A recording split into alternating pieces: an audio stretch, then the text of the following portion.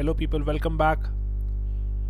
इस particular video में discuss करते सोशियोलॉजी ऑप्शनल, इसको टैकल करने की स्ट्रैटेजी क्या है। इनिशियली थोड़ा डिस्कस करते फॉर द बिगिनर्स कि बिगिनर जो अभी डिसाइड नहीं कर पा रहे सोशियोलॉजी ऑप्शनल उसको लेने के बेनिफिट हैं या नहीं है, उसका सिलेबस क्या है।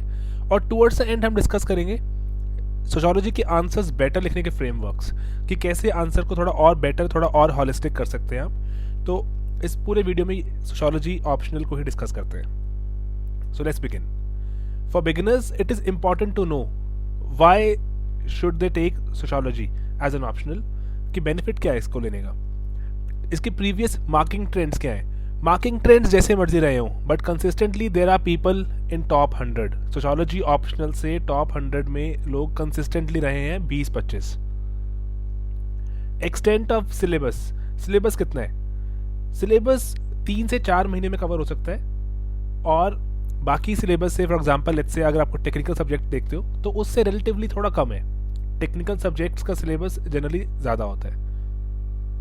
और कोई इसका और बेनिफिट है sociology as an optional choose करने का? यस, GS1 में सोसाइटी वाला जो आपका टॉपिक है उस पर बहुत बेनिफिट मिलता है। और उस टॉपिक में इस बार जैसे GS1 में सोसाइटी के 50 मार्क्स के क्वेश्चंस आए थे, तो बेटर आंसर हो पाते हैं अगर आपने सोशियोलॉजी एज एन ऑप्शनल पढ़ा हो तो।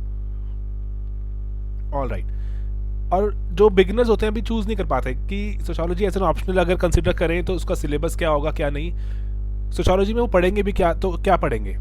सोशियोलॉजी एज ए सब्जेक्ट अगर आप देखो तो इसके दो चैप्टर्स हैं, पेपर्स हैं, पेपर 1 पेपर 2। पेपर 1 में आप ओवरऑल डिस्कस करते हो सोसाइटी को, एंड पेपर 2 में इंडियन कॉन्टेक्स्ट में।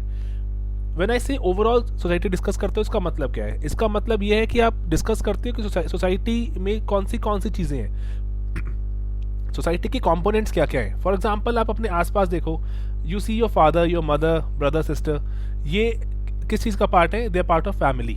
सो सोशियोलॉजी में यू डिस्कस फैमिली और उसके अंदर कंपोनेंट्स और कैसे वो बिहेव करते हैं, कि फादर का क्या रोल है फैमिली में, मदर का क्या रोल है, ऐसी चीज़ें।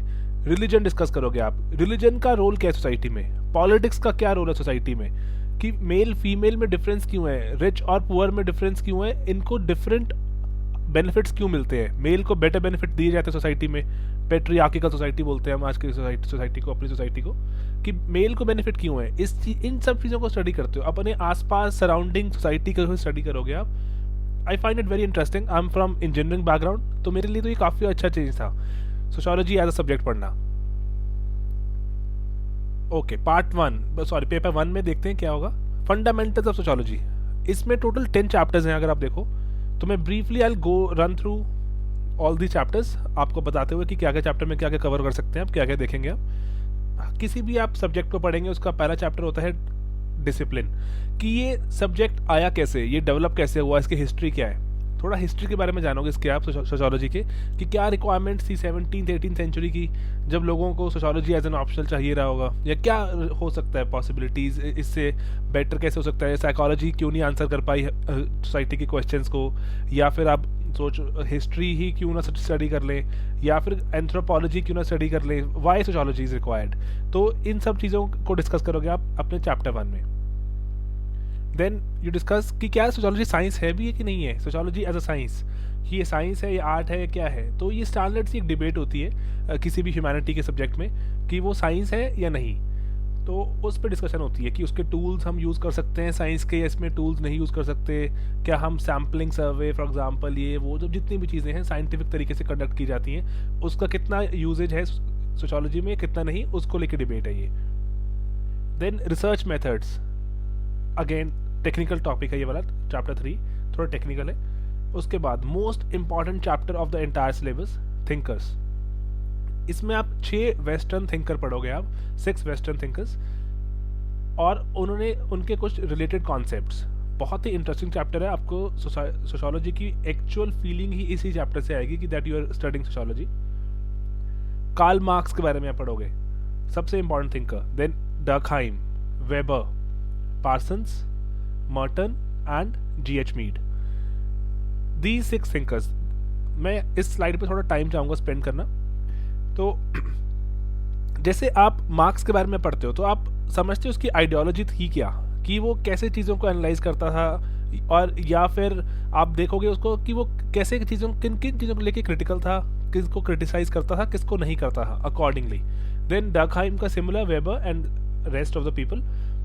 आप देखो अगर आप इस साल का पेपर उठा के, तो 120 to 130 मार्क्स का सिलेबस डायरेक्टली थिंकर्स के चैप्टर्स में से आया हुआ है। पेपर जो आपका इस बार का सोशियोलॉजी पेपर 1 डायरेक्टली थिंकर्स के चैप्टर में से है, बहुत ही इंपॉर्टेंट चैप्टर है। और इस चैप्टर से डायरेक्टली क्वेश्चन तो आते ही आते हैं, इनडायरेक्टली इस चैप्टर की एप्लीकेशन बहुत ज़्यादा है। आप लेट्स से चैप्टर आगे आएगा एक रिलीजन का, आप रिलीजन में कोट कर सकते हो कार्ल मार्क्स, उसने क्या कहा, डकहाइम ने क्या कहा, वेबर, पार्सन्स, इन सब के रिलीजन पे क्या क्या व्यू रहे हैं। फैमिली लेट्स से आता है क्वेश्चन, फैमिली में पार्सन्स के क्या व्यू रहे हैं, कि पार्सन्स को क्या लगता है फैमिली के क्या इंपॉर्टेंट फंक्शंस हैं, मार्क्स को क्या लगता है फैमिली क्यों होती है, मर्टन, मीड, इन सब चीज़ों के आप रोल्स और इन सब चीज़ों के आप देख सकते हो कि क्या क्या कॉन्ट्रीब्यूशन रहे इन बंदों के वेरियस अलग फील्ड में। तो ये चैप्टर जो है ये आप कह सकते हो कि आपको बहुत सारा फॉर्डर मटेरियल सप्लाई करेगा, बहुत सारा सामान देगा और जगह कोट करने के लिए।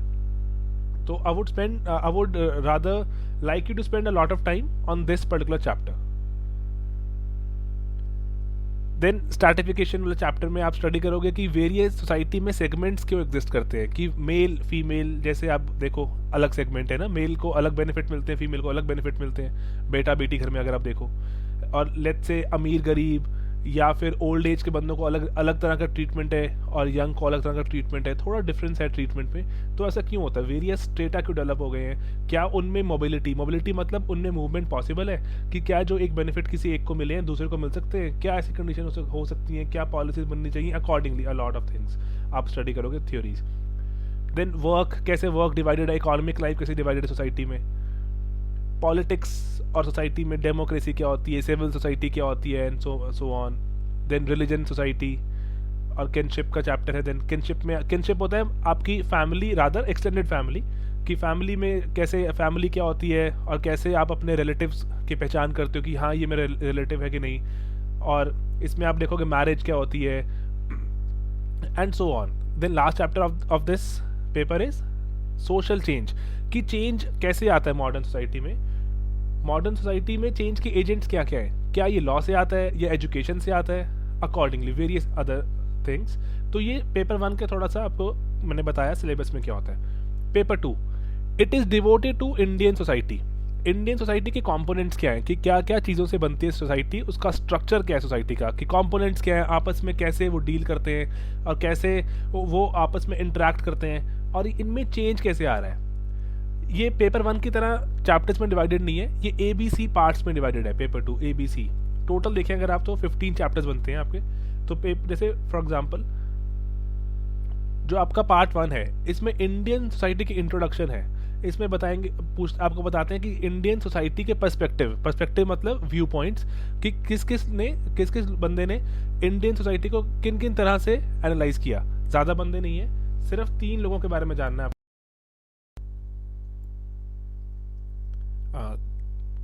देन आप इसमें 3 थिंकर्स बेसिकली आते हैं आपके इस पार्ट 1 में, आप उनको स्टडी करते हो। Then impact of colonial rule, कि कैसे कॉलोनियल रूल या अंग्रेज़ों के राज ने कैसे हमारी सोसाइटी को चेंज कर दिया। पहले एग्रेरियन सोसाइटी हुआ करती थी, देन ग्रेजुअली थोड़े ब्यूरोक्रेट्स आने शुरू हुए, एडवोकेट्स आने शुरू हुए, अकॉर्डिंगली बहुत सारी इन चीज़ों को स्टडी करते हो आप। ये है आपका पार्ट ए, इंडियन सोसाइटी की इंट्रोडक्शन। देन पार्ट बी में आप देखते हो सोशल स्ट्रक्चर, की सोसाइटी का स्ट्रक्चर कैसा है। हमारे देश में रूरल और एग्रेरियन सोसाइटी है, उसका स्ट्रक्चर कैसा है। कास्ट सिस्टम, इस पे वेरियस लोगों के क्या क्या व्यू पॉइंट्स रहे हैं। ट्राइबल कम्युनिटीज़ कैसे बिहेव करती हैं और उनके एनालिसिस है। सोशल क्लासेस की रूरल एग्रेरियन सोसाइटी कैसी होती है, इंडस्ट्रियल सोसाइटी कैसी होती है, और आपकी मिडिल क्लास कैसे बिहेव करती है, इसकी डिस्कशन है। इंडिया में फैमिली कैसी होती है। अगर आप कंपेयर करो वेस्टर्न कंट्रीज़ को, वहाँ पे न्यूक्लियर फैमिलीज़ बहुत मिलती हैं, इंडिया में जॉइंट फैमिली भी मिलती है। तो ये कंपैरिजन ऐसे देख सकते हो आप कि इंडिया में जॉइंट फैमिली क्यों एग्जिस्ट करती है और अब लेटेस्ट ट्रेंड्स क्या आ रहे हैं कि अब न्यूक्लियर फैमिली इंडिया में क्यों बढ़ रही है। इस वजह से क्वेश्चन भी था ये। रिलीजन का क्या रोल है हमारे देश में और कैसे सोसाइटी में रिलीजन और उससे रिलेटेड जो बहुत सारी चीज़ें, जैसे इस बार एक्सपेक्टेड था कि जैसे आपने सुना होगा कि RSS का घर वापसी वाला कैंपेन चल रहा है, या फिर आपने सुना होगा कि कोई गॉड्समैन होते हैं जैसे एक रामपाल केस बहुत फेमस हुआ था। तो ऐसे एक्सपेक्टेड था कि गॉड्समैन या फिर रिलीजन का रिवाइवल जो हो रहा है, जो रिलीजन वापस आ रहा है, साइंस के होने के बावजूद जो रिलीजन वापस आ रहा है सोसाइटी में, इस पे एक क्वेश्चन एक्सपेक्टेड था, नहीं आया, बात अलग है। तो ऐसे आप देखेंगे कि काफ़ी करंट अफेयर से चलता है ये जो आपका टोटल पेपर 2 है, कि जो इंडिया सोसाइटी में हो रहा होगा ना वो आपको पेपर में नज़र आएगा। Then last is C, social changes, कि इंडिया में सोसाइटी में चेंजेस आ कैसे रहे हैं, विजन ऑफ सोशल चेंज। इसमें आप देखते हो कि लॉ या फिर कॉन्स्टिट्यूशन ने कैसे चेंज किया, एजुकेशन कैसे चेंज कर रही है सोसाइटी को, और रूरल एग्रेरियन ट्रांसफॉर्मेशन में आप देखोगे जैसे ग्रीन रेवोल्यूशन आया, ग्रीन रेवोल्यूशन ने कैसे चेंज कर दिया सोसाइटी को, और कैसे कास्ट सिस्टम डिसइंटीग्रेट हुआ कि नहीं हुआ, कि अब लेट्स से कोई लोअर कास्ट का कोई बंदा था वो अमीर होना शुरू हो गया, तो उसको सोसाइटी में एक्सेप्टेंस मिली या नहीं मिली, कैसे कैसे कौन से इवेंट्स हुए, उसकी डिस्कशन हो जाती है। इंडस्ट्रियलाइजेशन, अर्बनाइजेशन का इम्पैक्ट, कि कब शुरू हुआ, क्या इम्पैक्ट रहा, पॉलिटिक्स का, सोशल मूवमेंट्स, हमारे देश में बहुत सारी मूवमेंट्स हुई हैं, पेजेंट मूवमेंट हुई है, फार्मर मूवमेंट्स हुई हैं, विमेन मूवमेंट हुई हैं, बहुत सारी मूवमेंट्स हुई हैं, उसके बारे में एनालिसिस होता है। देन इज पॉपुलेशन डायनामिक्स, की पॉपुलेशन कैसे चेंज हो रही है हमारे देश की, और कैसे हमारे देश में, जैसे फॉर एग्जांपल इस बार हमारे पेपर 2 में क्वेश्चन था कि एजेड पॉपुलेशन, जो 60+ वाली जो पॉपुलेशन है, उसका एनालिसिस करना था कि आने वाले टाइम में वो बढ़ेगी, घटेगी, कैसे रहेगी, सरकार को उसके लिए क्या पॉलिसीज बनानी चाहिए। आप देखो तो अगर आप नॉर्मली बिना सोशोलॉजी पढ़े भी उसको आंसर कर सकते हो। सोशोलॉजी पढ़ने का बेनिफिट ये होता है कि आपको थोड़ी चीज़ों की अंडरस्टैंडिंग और बेटर हो जाती है, आप थोड़ा और इन डेप्थ देख सकते हो, उनकी प्रॉब्लम्स के बारे में आपने पढ़ा होगा, एजेड की प्रॉब्लम्स क्या क्या होती हैं, कि उनको क्या क्या चीज़ें रिक्वायर्ड हैं, लेट्स से उनको हेल्थ इश्यूज़ होते हैं, उनको इकोनॉमिक इश्यूज़ होते हैं, सॉलिट्यूड फील करते हैं कि अब ऑफिस नहीं जाते, अकॉर्डिंगली ऐसे मतलब वेरियस चीज़ें आप पढ़ोगे। एंड लास्ट इज चैलेंजेस क्या है सोशल ट्रांसफॉर्मेशन के, ये चैप्टर बहुत इंपॉर्टेंट चैप्टर है। चैलेंजेस, फॉर एग्जांपल मैंने से चैलेंजेस, इसका मतलब है, एग्जांपल लेके बताता हूँ आपको। जैसे लेट्स से आपने डैम बनाना है, नर्मदा बचाओ आंदोलन था जैसे, तो डैम बनाना है आपको ताकि इंडस्ट्रीज को बिजली जाए, या फिर पानी जो भी सिंचाई के लिए पानी चाहिए आपको, तो आप उसके लिए, लेकिन आपने लोगों को डिस्प्लेस कर दिया, बेनिफिट किसी और को हो रहा है और डिस्प्लेसमेंट किसी और की हो रही है। वही थोड़ा अमीर गरीब वाला ही है कि अमीरों को बेनिफिट देने के लिए, क्योंकि इंडस्ट्री चले एंड ऑल, आपने गरीबों को डिस्प्लेस कर दिया। क्या ये ठीक है? क्या ये करना पड़ेगा हमें, हमारी ये रिक्वायरमेंट है या फिर सरकार मिली हुई है? ऐसे जो भी चीज़ें हैं, अकॉर्डिंगली आप इसको एनालाइज करोगे चैलेंजेस में, कि क्या क्या चैलेंजेस हैं, कि क्यों हम फीमेल को बराबरी का दर्जा नहीं दे पाते, क्या चैलेंजेस हैं, क्यों अभी भी खाप पंचायत एग्जिस्ट करती हैं, अकॉर्डिंगली बहुत सारी चीज़ें आप इसमें जानोगे। Okay, next pertinent very important question, शुरू कैसे किया जाए जो बिगिनर है। बहुत सारी किताबें ये वो रिकमेंड करते हैं लोग, but I would suggest a very simple thing. IGNOU का सामान, BA sociology, BA not MA, BA का सामान उठाओ और पूरा पढ़ दो उसे 15 डेज में। 15 डेज में आप पूरा पढ़ सकते हो, काफ़ी इजी रीड है, बहुत मुश्किल नहीं है। आप ट्राई मत करना कि लेट्स से कि आप पहली बार पढ़ रहे हो तो मैं सबको रिटेन करूंगा, उसको पढ़ने की ट्राई करो एज अ नॉवल, कि आप समझो कि सोशियोलॉजी चाहता क्या सब्जेक्ट, कि आपको चीज़ें कैसे चाहता है वो एनालाइज करवाना। 15 दिन में पढ़ सकते हैं इसे, काफ़ी बल्कि है, ऐसा मैं सोचना कि कोई पतली सी किताब बोल रहा हूँ मैं, काफ़ी बल्कि है। लेकिन आप देखोगे चैप्टर में, जैसे 15 पेज का चैप्टर होता है, अगर 15 पेजेस में से 4-5 में तो ऐसी फालतू बातें लिखी होती हैं कि क्वेश्चन कैसे करें, ये कैसे करें, सिर्फ 8 या 10 पेज का सामान ही होता है। ओवरऑल में अगर देखें तो 2/3 ही रह जाता है पढ़ने वाला, तो आप क्विकली पढ़ सकते हैं इसे आप बीए को, और उसके बाद उसको कंप्लीटली पढ़ना है। आप देखोगे कि टॉपिक सिलेबस में है या नहीं है, इरिस्पेक्टिव ऑफ दैट पूरा पढ़िए, क्योंकि पूरा पढ़ने का फ़ायदा ये होगा, जो चीज़ें सिलेबस में नहीं मेंशन होती कहीं ना कहीं कोट तो हो ही जाती हैं, किसी ना किसी क्वेश्चन में कहीं ना कहीं कोट हो जाती हैं। और उसके बाद take a look at the syllabus, पूरा पढ़ने के बाद सिलेबस को दोबारा से उठा के देखो और अपने थॉट्स को अलाइन करना शुरू करो। ओके, ये चैप्टर 1 में यहाँ पे आएगा, ये चैप्टर 2 वहाँ पर आएगा, ऐसे ऐसे। और उसके बाद सेकंड रीडिंग करनी शुरू करो और टॉपिक वाइज नोट्स बनाने शुरू करो। फॉर एग्जांपल पेपर 1 से लेट्स से आप शुरू कर रहे हो, अगर पेपर 1 का जो चैप्टर 1 है, उसके चैप्टर 1 के अंदर फिर से सब पार्ट्स हैं, 3 सब पार्ट्स हैं, तो आप 1 का A, 1B, 1C ऐसे अकॉर्डिंगली वेरियस पेजेस पे आप नोट्स बनाने शुरू करो, क्योंकि जब आप फाइनल पेपर से पहले बैठोगे आपको नोट्स हाथ में हैंडी चाहिए होंगे, फिर आप इग्नू पढ़ने नहीं जाओगे वापस। आप नोट्स बनाने शुरू करो, शॉर्ट नोट्स इनमें से निकाल कर, टॉपिक वाइज होने चाहिए, बिल्कुल aligned, 1A, 1B, 1C, then 2A, 2B, 2C, 2D, 2E, ऐसे टॉपिक वाइज नोट्स सबसे ही एसेंशियल है आपके सक्सेस के लिए। ओके, बुक्स कि इग्नू पढ़ूँ मैं, दैट्स इट हो जाएगा मेरा। जनरली बहुत सारी लोगों तो हज़ारों बुक्स रिकमेंड करते हैं, लेकिन इतनी रिक्वायर्ड नहीं होती। इग्नू इटसेल्फ काफ़ी बुक्स का एक देखो आप तो अमेलगमेशन है, तो वो एक ऐसा एक मिक्सचर है इग्नू।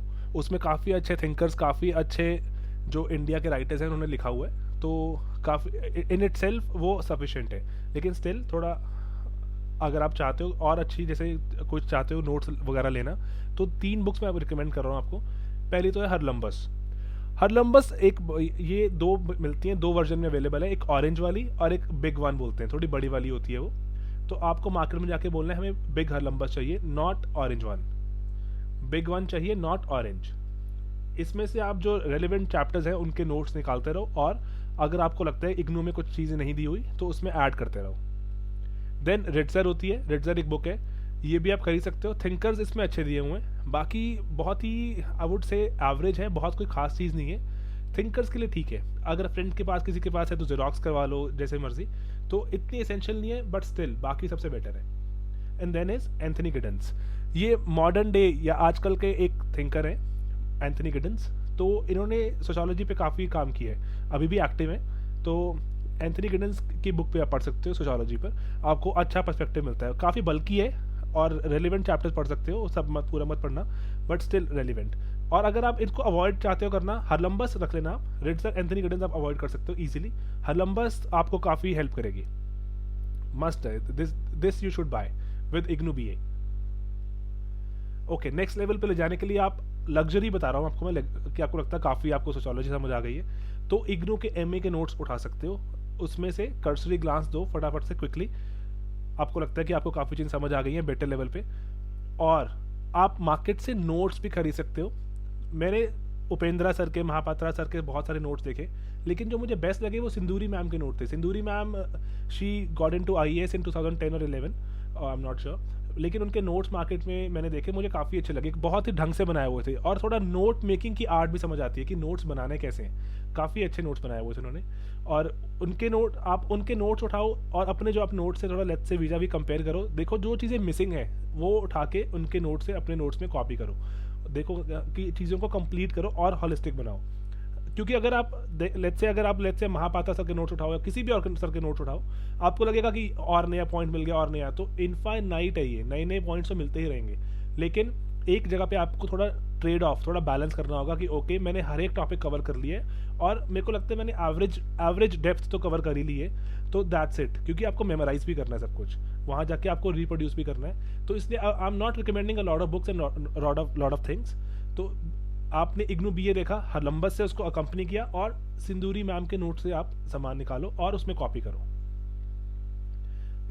देन अखबार तो बहुत ही इंपॉर्टेंट है, GS के लिए एक पेपर आप पढ़ते ही हो, तो आप रेलिवेंट करंट इवेंट्स भी आप अपने रेलिवेंट, आप mark relevant in quotes, relevant current events जो आपको लगता है सोशोलॉजी के लिए रेलिवेंट है, उस पर भी नज़र रखो और देखो एनालिसिस कि वो कैसे एनालाइज कर रहा है, जो न्यूज़पेपर में आर्टिकल्स आ रहे हैं अकॉर्डिंगली कैसे एनालाइज कर रहे हैं और क्या क्या पॉइंट निकल के आ रहे हैं, अपने नोट्स में ऐड करते रहो जो जो आपको लगता है चैप्टर से रिलेटेड है। फॉर एग्जाम्पल, रिपोर्ट आई कोई फीमेल इन्फेंटिसाइड पर कि फीमेल इन्फेंटिसाइड क्यों बढ़ रहा है, तो आप उसके पॉइंट्स उठा के कॉपी करो।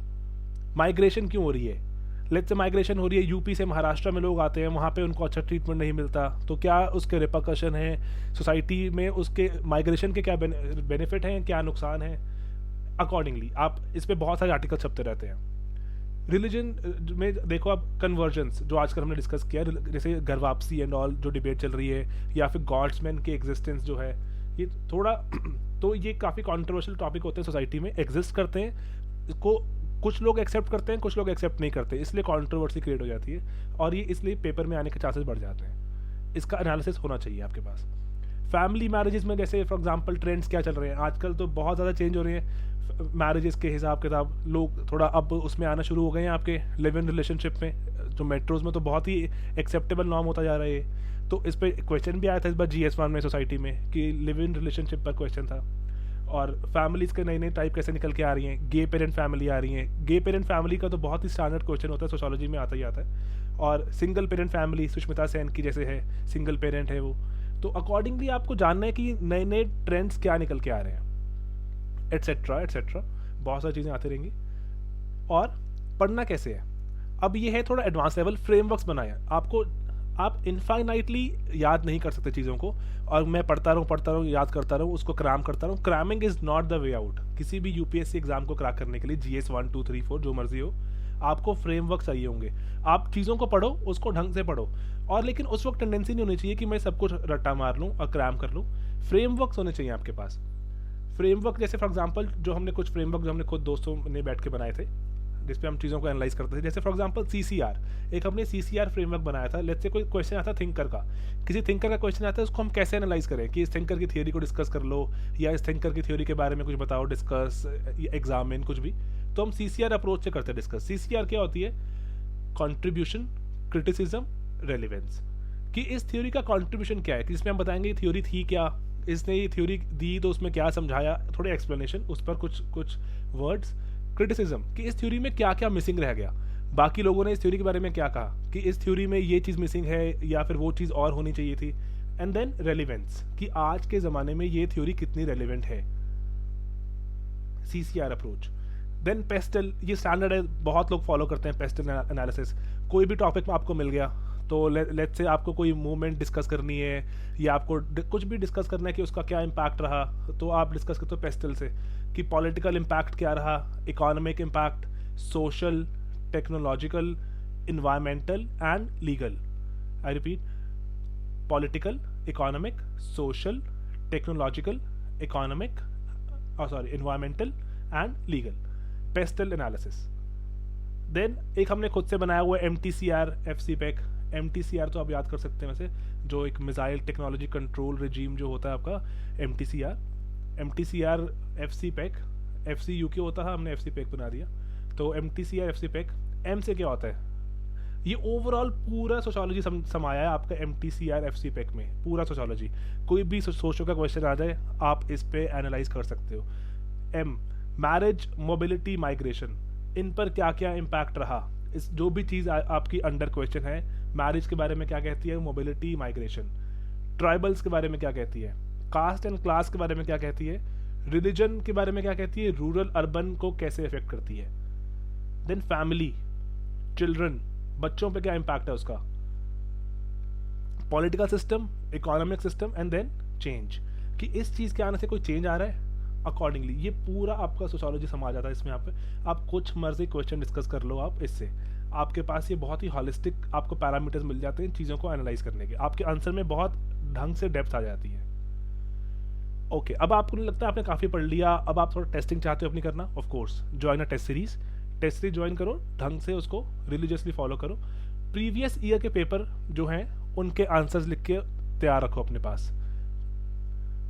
आप जो आप 10 ईयर देखते हो, 10 ईयर में आपको जो क्वेश्चन दिए होते हैं वो टॉपिक वाइज दिए होते हैं। जैसे चैप्टर नंबर 1, उससे रिलेटेड जो क्वेश्चन आए हैं आपके प्रीवियस ईयर्स में, उसके question, then chapter 2, chapter 3, accordingly आपके पास सबके आंसर्स रेडी होने चाहिए, क्योंकि आपको तभी वो पेपर, वो सबसे बेस्ट क्वेश्चन दुनिया में, हर एक जो भी टेस्ट सीरीज आप देखो उन सबसे ऊपर है वो, जो क्योंकि वो आपके एग्जैक्ट यूपीएससी में क्वेश्चन आए हैं। इसलिए प्रीवियस ईयर पेपर तो आपके पास पक्का ही पक्का लिखे होने चाहिए, आपने खुद से सॉल्व किए होने चाहिए, आपको पता होना चाहिए कि उसमें आपकी ढंग से क्या औकात है, आप वो कर सकते हो अटेम्प्ट की नहीं, क्योंकि यूपीएससी जैसे सवाल ही पूछेगा, किसी टेस्ट सीरीज जैसे क्वेश्चन नहीं पूछेगा। और ऑफ कोर्स अपने भाई बंधुओं दोस्तों के साथ डिस्कशन तो करनी ही करनी है, डिस्कशन सबसे ज़रूरी है। आपको नए नए पॉइंट्स मिलते हैं, नए नए व्यू पॉइंट्स मिलते हैं, और आपके दिमाग में चीज़ें बैठती हैं। और कुछ इंपॉर्टेंट चीज़ें, पूरा सिलेबस ख़त्म करना ज़रूरी है, क्योंकि एक एक छोटे से छोटी चीज़ पे क्वेश्चन आते हैं। और जैसे आप देखोगे question number 1 and question number 5 in both the papers, जब आप पेपर देने जाओगे, पेपर 1 पेपर 2, 1 and 5 कंपलसरी होते हैं। और उन कंपलसरी क्वेश्चन में कुछ भी ना वो गंदी सी चीज़ पूछ लेते हैं, जो आपको लगता है ये टॉपिक बड़ा ही नॉन इम्पॉर्टेंट टॉपिक था, ये अनइम्पॉर्टेंट टॉपिक पे तो क्या ही कोई पूछेगा, लेकिन आपको लगता है वो कंपलसरी में आ गया, अब तो आपको वो लिखना ही पड़ेगा, तो आपके नंबर वहाँ कट जाते हैं। तो पूरा सिलेबस खत्म करना मस्ट है, एक भी टॉपिक नहीं छोड़ सकते आप। टॉपिक वाइज नोट्स, अगेन मैं रिपीट कर रहा हूँ, टॉपिक वाइज नोट्स होंगे तो आपका सिलेबस बहुत ढंग से कवर हो जाएगा, दिमाग में क्लैरिटी रहेगी। ऐसा करते हैं कई लोग कि चैप्टर 7 पहले है, फिर चैप्टर 1 आ रहा है, फिर चैप्टर 6 आ रहा है, फिर 4 आ रहा है, ऐसा नहीं हो सकता। आपको टॉपिक वाइज नोट्स होंगे, दिमाग में बहुत ढंग से क्लैरिटी रहेगी। करंट अफेयर्स में जितने भी डेटा इवेंट्स वगैरह आ रहे हैं, नोट्स में रेगुलरली अपडेट करना है अपने। आपको लगता है रिलीजन पे कुछ आया तो रिलीजन को उठा के डाल दो, फैमिली पे कुछ आया उठा के उस चैप्टर में डाल दो, ये कंसिस्टेंटली करना है और एप्लीकेशंस डालनी है। जैसे आपको लगता है कि कोई आपने कॉन्सेप्ट पढ़ा, कार्ल मार्क्स का कुछ पढ़ा आपने या कुछ भी पढ़ा, आप अखबार में आपने पढ़ा कि कार्ल मार्क्स की थ्योरी अप्लाई हो रही है आजकल, जैसे आप देख रहे हो कि थोड़ा यूरोप में चल रहा है टर्मोइल, फाइनेंशियल टर्मोइल, तो वहाँ पे, या फिर आप देखो यूएस में जो आया था रिसेशन, वो यही था कि कुछ लोगों की ग्रीड बहुत बढ़ गई थी, उन्होंने पूरा फाइनेंशियल सिस्टम को ही ब्रेक डाउन करवा दिया। तो आप, वो कार्ल मार्क्स भी यही बोलता है, कार्ल मार्क्स बोलता है कि क्यों कुछ जो कैपिटलिस्ट हैं, ये कैपिटलिस्ट पूरे सिस्टम को कोलैप्स करने के केपेबल है और कैपिटलिज्म के खिलाफ था वो। तो आप कह सकते हो कि हाँ, आज के ज़माने में देखो आप कार्ल मार्क्स कितना रेलिवेंट है, अकॉर्डिंगली जो क्वेश्चन की डिमांड है, एप्लीकेशन स्ट्रांग होनी चाहिए।